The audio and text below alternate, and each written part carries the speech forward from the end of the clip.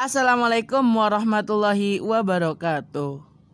Oke sedulur, balik lagi bersama saya di channel Fatan Aska Official.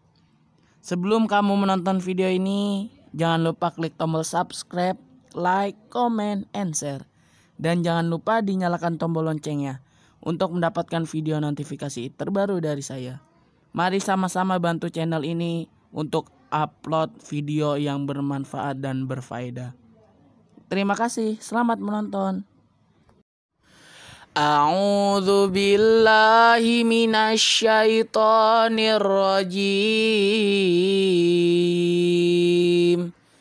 Bismillahirrahmanirrahim.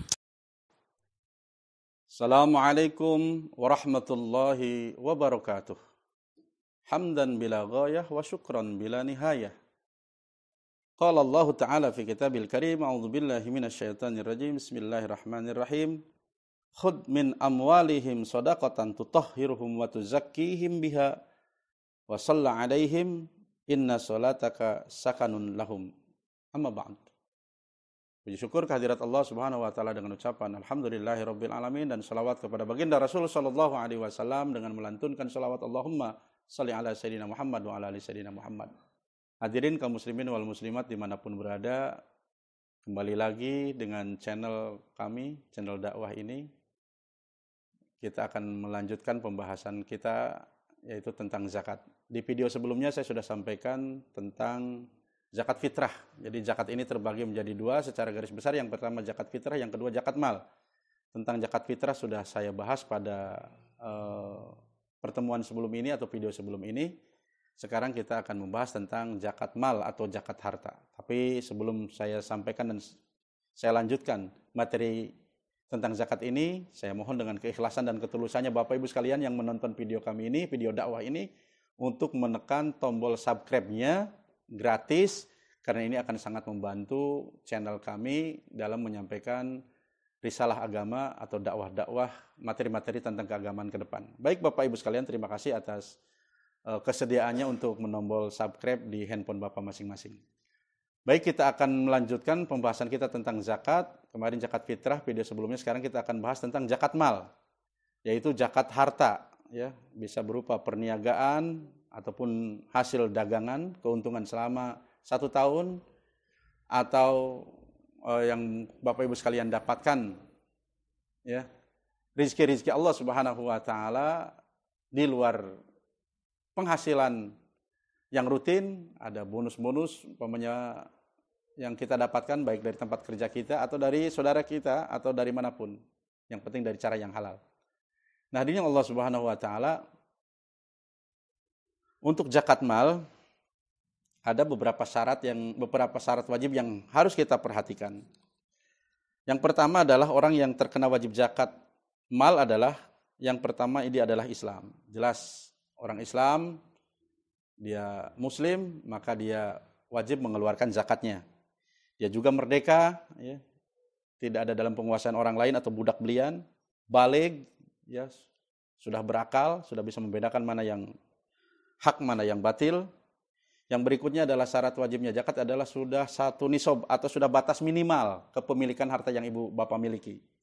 Umpamanya bapak selama 1 tahun berdagang, berbisnis, sisa daripada yang bapak konsumsi setiap hari untuk memenuhi kebutuhan keluarga, misalnya untuk cicilan rumah, cicilan kendaraan, yang buat makan sehari-hari, buat beli bensin, sisa dari itu semua masih banyak, sampai ukuran kurang lebih 85 gram, ya. Kalau emas, jadi disejajarkan dengan emas 85 gram, tergantung daripada harganya. Kalau ibu menyimpan emas di rumah lebih dari 85 gram atau 100 gram, itu wajib dikeluarkan zakatnya 2,5%, ya.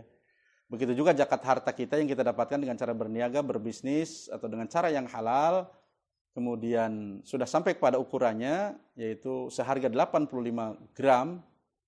Sekarang 1 gram berapa Bu harganya nih emas? Variatif, ya. Ada yang 500.000, ada yang 350.000. Tergantung karatnya biasanya, ya. Kalau yang 500.000 biasanya yang 24 karat. Kalau 250.000 biasanya 350 biasanya yang 22 karat. Tapi ada orang bilang ke saya jamaah, Ustadz, saya mah kayaknya nggak kena wajib zakat Ustadz, meskipun punya emas. Loh kenapa Bu bisa seperti itu? Iya emas saya bukan 24 karat. Terus 22 karat? Bukan. Berapa karat? Sekarat. Wah, harap modar gue. Nah ini Allah Subhanahu Wa Taala, jadi bagi orang yang sudah sampai kepada nisabnya, ukuran batas minimal yaitu 85 gram diemaskan, maka dia wajib terkena zakat sebanyak 2,5% dari kepemilikan total yang dia miliki. Yang kedua, yang berikutnya adalah syarat wajib dikeluarkannya zakat adalah dia sudah memiliki harta itu selama 1 tahun. Umpamanya ibu nyimpen emas di rumah atau di mana tempat yang aman, sudah 1 tahun persis dari mulai beli emas, memiliki emas itu persis 1 tahun, tidak berkurang seharga 85 gram, maka ibu wajib mengeluarkan zakatnya 2,5%. Tapi kalau cuma punya 80 gram, ya, atau punya cuma 10 gram, itu tidak terkena wajib zakat. Dan perlu diingat bahwa emas ataupun perhiasan yang ibu kenakan berupa emas di leher atau kalung namanya, atau gelang yang ada di tangan atau ali-ali, itu yang dipakai tidak dikenakan wajib zakat. Yang dikenakan wajib zakat adalah emas yang disimpan. Gitu ya. Dan itu ukurannya sudah mencapai 85 gram. Atau kalau ibu pengusaha, ibu pedagang, bisnismen, Bapak Ibu sekalian, punya toko mebel, furnitur, atau toko elektronik, hasil keuntungannya selama 1 tahun di luar gaji karyawan, di luar biaya operasional, atau ibu sudah memenuhi kebutuhan Bapak Ibu sekalian, cicilan rumah, cicilan kendaraan, sisanya ibu tabung keuntungannya, kok pada akhir tahun atau tahun berikutnya, sampai uang itu seharga 85 gram. Katakanlah kalau 1 gram itu harganya 500.000 dikalikan 85 gram. Kurang lebih 42 atau 43 jutaan. Kalau harta kita sampai segitu banyak, di deposit maupun di tabungan, maka wajib dikeluarkan zakatnya 2,5%. Tapi kalau angkanya tidak sampai kepada angka itu, kepada nisabnya, maka tidak wajib dikeluarkan zakatnya. Tapi ibu bapak sekalian pengen sedekah, boleh, bahkan dianjurkan.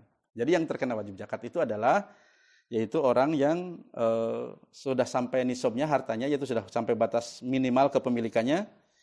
Yang kedua, sudah dimiliki selama 1 tahun. Kalau baru 5 bulan ibu jual emasnya, ya tahun berikutnya ketemu tahun tidak wajib dikeluarkan zakat.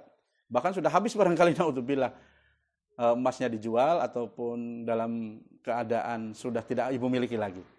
Kemudian syarat wajib berikutnya adalah milkut tam, milik yang sempurna. Artinya emas, duit yang kita miliki ini adalah kita milik sempurna dalam penguasaan kita. Bukan dalam keadaan tergade, di pegadaian atau ke orang lain. Kalau digadekan atau tergade atau berada pada tangan orang lain, penguasaan orang lain, maka ibu bapak tidak wajib mengeluarkan zakatnya. Saya punya emas 10 kilo tapi di pegadaian umpamanya. Banyak amat 10 kilo ya.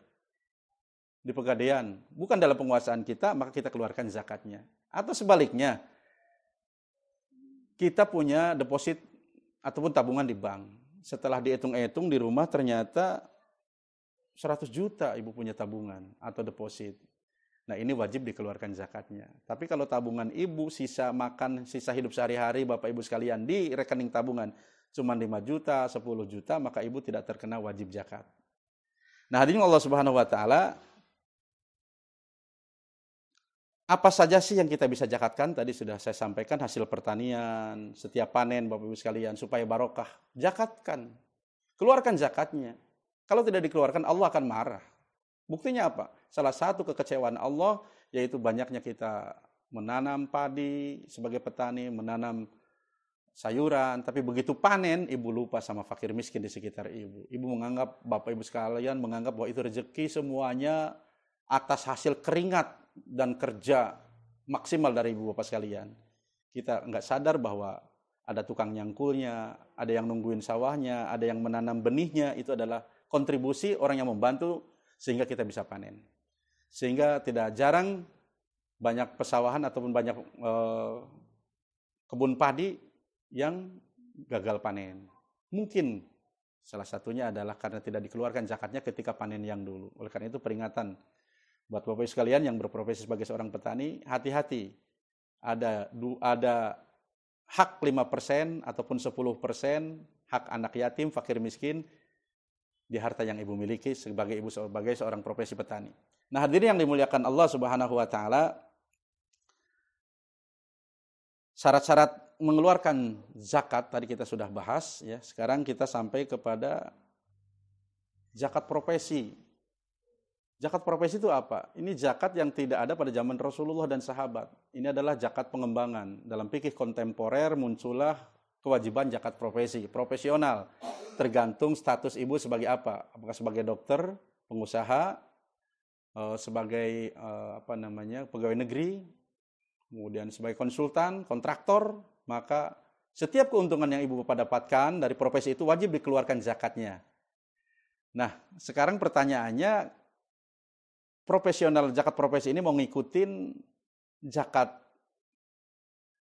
harta yang 1 tahun sekali dikeluarkan atau mau mengikuti zakatnya seorang petani yang mengeluarkan zakatnya setiap dia panen. Artinya, apakah bapak, ibu sekalian mendapatkan uang dari hasil profesinya sebagai seorang dokter, pegawai negeri dan sebagainya, apakah mau dikeluarkan mengikuti cara zakat mal nunggu 1 tahun baru dikeluarkan, ya, atau mau dikeluarkan atau dibayar setiap ibu mendapatkan rezeki. Kalau seorang kontraktor katakanlah dapat tender 1 miliar. Nah, dari 1 miliar ini ibu ada keuntungan sebagai konsultan ataupun sebagai kontraktor ya, sebagai pihak ketiga katakanlah 10%, 100 juta. Nah, 100 juta inilah yang dijakatin bukan dari pokoknya nilai kontrak, tapi dari yang Bapak Ibu sekalian dapatkan ya. Bersih dari pekerjaan ibu. Katakanlah 100 juta. Ketika ibu bapak sekalian mendapatkan 100 juta, atau kalau di konsultan, di perencana, atau di kontraktor biasanya pembayarannya baik dari pemerintah maupun yang punya hajat pegawaian, biasanya dibayarkan 40, 40, 20 gitu kan. Nah, setiap ibu mendapatkan angka itu, segera dikeluarkan zakatnya buat fakir miskin yang ada di sekitar bapak ibu sekalian. Atau dititipkan kepada ambil zakat, terserah bapak ibu sekalian, ini masalah teknis. Berapa zakatnya? Zakatnya minimal 5%. Jadi kalau ibu dapat rezeki 100 juta, segera keluarkan angkanya 5 juta. Atau pengen 10 juta, pengen lebih besar lagi, itu lebih bagus. Allah tidak minta banyak kok dari kita. Cuman 5% atau 10%. Masih ada duit kita yang 90% atau harta kita. Ada pertanyaan lagi, gimana Ustaz kalau zakatnya dicicil atau takut untuk akhir tahun kita duitnya nggak banyak, terserah. Boleh nunggu akhir tahun atau boleh nunggu ketika kita mendapatkan keuntungan dari job yang diberikan kepada kita. Sebagai kontraktor, sebagai seorang dokter, sebagai seorang konsultan, biasanya mendapatkan uang ketika pekerjaan sudah dimulai, ada termin pembayaran 40%, 40%, 20%. Setiap mendapatkan uang itu, segera dikeluarkan zakatnya 5 atau 10%. Paham Bu ya? Insya Allah ya.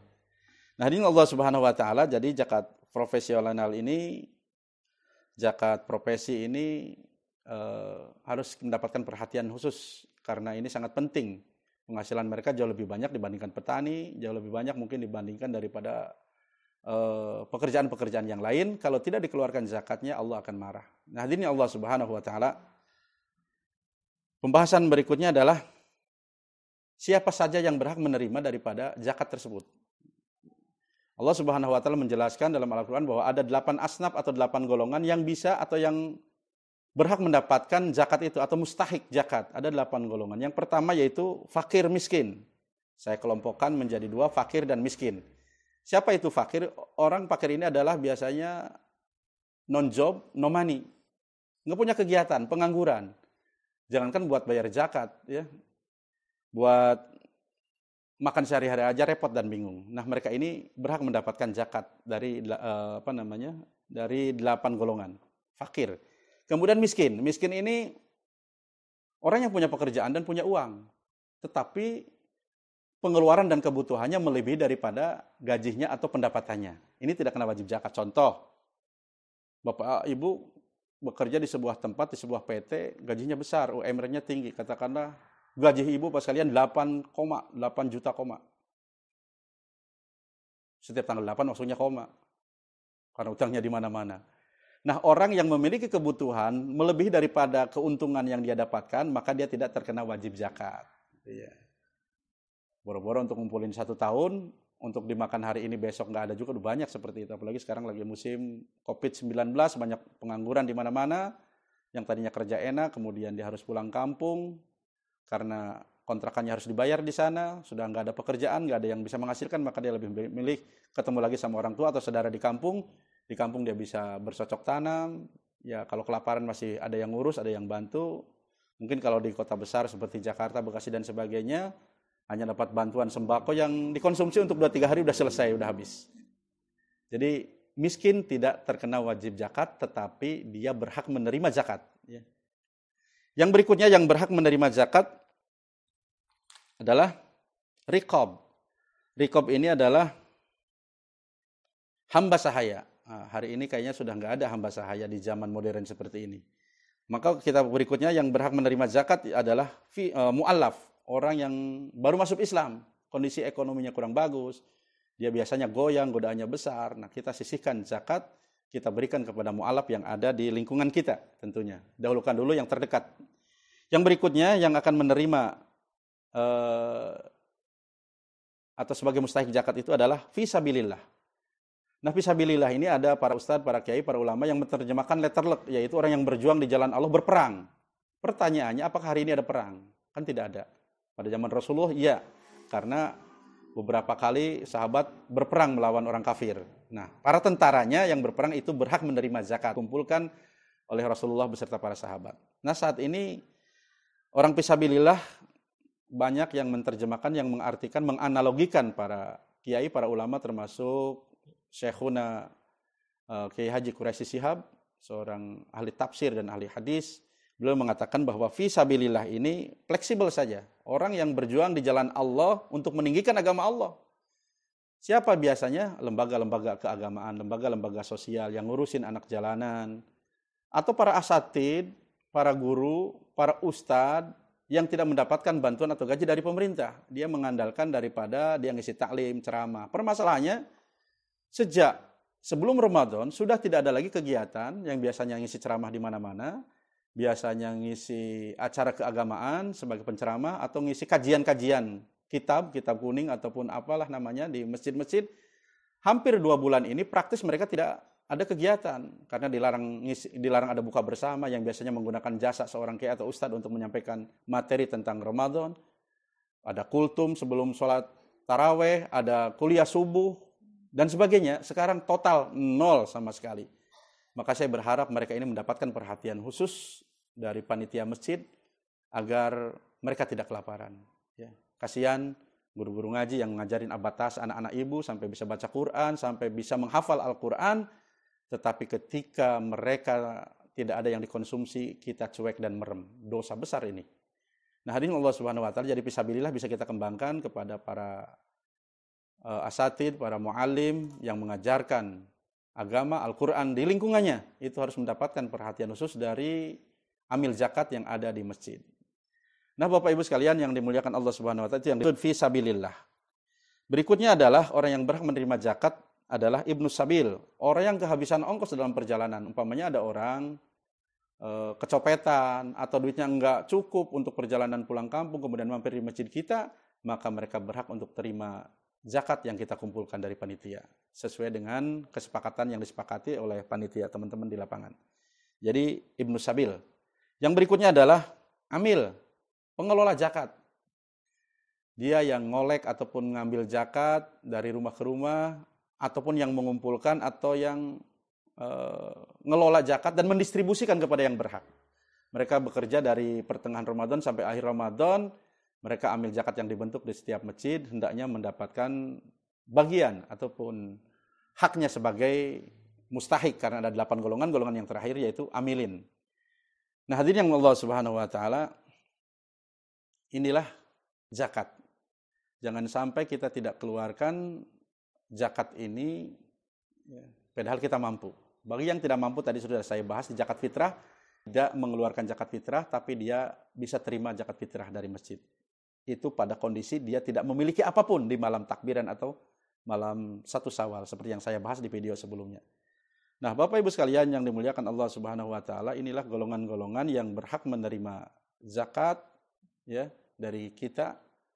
apakah dia fakir, apakah dia miskin, dan seterusnya. Ini perlu diperhatikan, Bapak Ibu sekalian, tujuan zakat ini kan biar ada keadilan dan pemerataan. Maksudnya begini, orang yang miskin, nggak punya pekerjaan, dia mau berusaha tapi nggak punya modal, ya sangat miskin, jangankan untuk buka usaha, untuk makan sehari-harinya pun mohon maaf, bukan berarti saya niat menghina, banyak kondisinya yang seperti ini. Nah, mestinya dia tidak sekedar dapat zakat fitrah saja yang cuma 5 liter, yang dimakan satu hari habis buat keluarganya.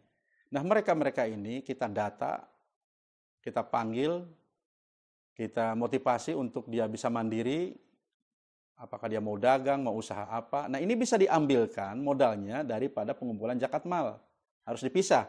Hasil pengumpulan zakat fitrah, pengumpulan zakat mal. Nah, untuk pengumpulan zakat mal, ini kita bisa berikan setelah lebaran. Ya, seminggu, bulan setelah lebaran, kita kolek dulu, dapat 10 juta, 20 juta. Kemudian kita data siapa saja yang betul-betul hidupnya di bawah garis kemiskinan. Kita datangi, kita silaturahmi ke dia, kita ngobrol dengan dia dari hati ke hati. Kira-kira mau buka usaha apa? Apakah mau jualan cilok, jualan gorengan, tapi nggak punya modal, perlu gerobak dan sebagainya. Maka orang-orang inilah yang harus mendapatkan perhatian khusus dari teman-teman, dari kawan-kawan yang aktif di masjid mengelola zakat. Kita kasih kepada dia untuk dia bisa berusaha sehingga tahun depan dia tidak termasuk 8 golongan. Tujuan zakat seperti itu semestinya. Mengurangi angka kemiskinan, angka fakir di lapangan. Sehingga dengan adanya zakat mal ini terjadi perubahan yang signifikan. Dari 500 orang mustahik di tahun depan sudah berkurang menjadi 400. Tahun depannya lagi menjadi 300. Tahun depannya lagi menjadi 100. Bahkan tidak ada satupun orang yang terima zakat di kampung kita. Baru kita ekspansi keluar kampung. Karena apa? Sudah mandiri dari uang yang kita berikan melalui pengumpulan zakat mal untuk modal usaha dia sudah bisa berdiri sendiri, dia sudah bisa mandiri, bisa menghasilkan sendiri, mencukupi keluarganya, sehingga data kemiskinan di tahun depan akan berubah, menyusut. Jangan sebaliknya, zakat fitrah dan zakat mal dilakukan setiap tahun oleh DKM, oleh amil masjid, tapi tingkat kemiskinan semakin nambah dan semakin nambah. Berarti kita kurang sukses dalam mengelola zakat mal ini. Sekali lagi, tolong perhatikan saudara-saudara kita, ya, fakir miskin yang ada di sekitar kita itu yang lebih utama untuk mendapatkan perhatian khusus dari pembagian zakat fitrah maupun zakat mal. Sehingga ke depan umat Islam semakin makmur dan semakin makmur. Itulah Bapak Ibu sekalian yang saya sampaikan. Jadi saya review lagi ke belakang bahwa zakat mal bisa dilakukan bagi orang Islam, kemudian dia ada yang buat dizakatkan, kemudian sudah kepemilikan 1 tahun, ukurannya sudah 85 gram emas kalau diemaskan, kalau diuangkan kurang lebih 42 juta lebih, maka itulah harus dikeluarkan zakatnya. Bagi Bapak Ibu sekalian yang profesi sebagai seorang dokter, buka praktek, klinik, atau seorang tabib, alternatif, atau kontraktor, developer, dan sebagainya, silahkan keluarkan zakatnya setiap mendapatkan proyek dan mendapatkan keuntungan. Keuntungan bersih ya, umpamanya Bapak dapat untung bersih dari sebuah pekerjaan, jalan, saluran, dan sebagainya, Bapak seorang kontraktor, keuntungan bersih setelah bagi-bagi anak buah, bagi yang kasih kepada orang yang memberikan kita pekerjaan, keuntungan bersih itulah yang dikeluarkan zakatnya, 5% atau 10%. Insya Allah, apa yang kita dapatkan sisanya lebih banyak, masih 90%, dan 10% yang kita keluarkan mudah-mudahan Allah kembalikan 100%, bahkan 1000%. Tidak ada yang mustahil bagi Allah Subhanahu wa Ta'ala. Sekali lagi, mudah-mudahan panduan zakat singkat ini dengan waktu yang sangat singkat bisa mendapatkan perhatian khusus bagi Bapak Ibu sekalian dan bisa kita laksanakan di lapangan. Bapak Ibu sekalian yang dimuliakan Allah Subhanahu wa Ta'ala, apabila ada pertanyaan, kekurang puasan atau perlu ada yang dipertanyakan sekitar materi zakat fitrah dan zakat mal, silakan Ibu untuk ngisi kolom komentar di bawah ini pertanyaannya atau apapun saja. Insya Allah dengan semampu kami akan balas. Terima kasih. Hadanallahu wa iyyakum ajmain. Assalamualaikum warahmatullahi wabarakatuh.